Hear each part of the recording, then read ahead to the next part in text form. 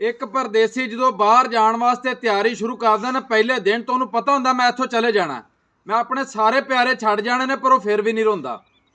वो जो पासपोर्ट बनवा के लिया फिर भी नहीं रोंदा।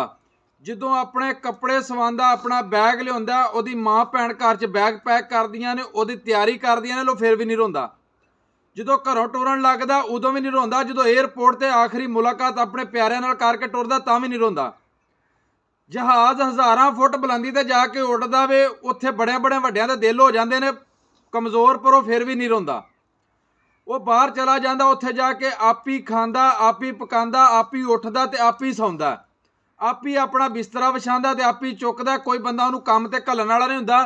बाहर जाके नवीं दुनिया वसाणी हुंदी है, हज़ारां मसाइल हुंदे ने, पर वो फिर भी नहीं रोंदा। ਜਿਹੜੇ भी पैसे कमांदा कमा के घर घला दिंदा, पर वो फिर भी नहीं रोंदा। अपनियां खुशियां सारियां पिछलियां वास्ते कुर्बान कर दिंदा, पर वो फिर भी नहीं रोंदा। वो रोंदा उदों है भी जो जिहड़ी खुशी वास्ते सारी जिंदगी वो काम करदा रहिंदा, ते पिछले जिहड़े ने वो फोन करके ते गिले शिकवे करदे ने, उस टाइम परदेसी रोंदा। जो पिछलियां दियां खुशियां दे विच शामिल नहीं हुंदा उदों रोंदा।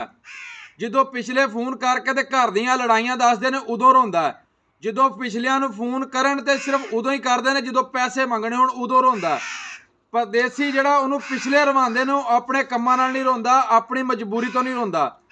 लेकिन जिहड़े पिछले गिले शिकवे जो भी फोन करना, कोई तोहफे मंगने ने, कोई पैसे मंगने, उस तो बगैर उहनूं कोई याद नहीं करदा, वो तां रोंदा वे।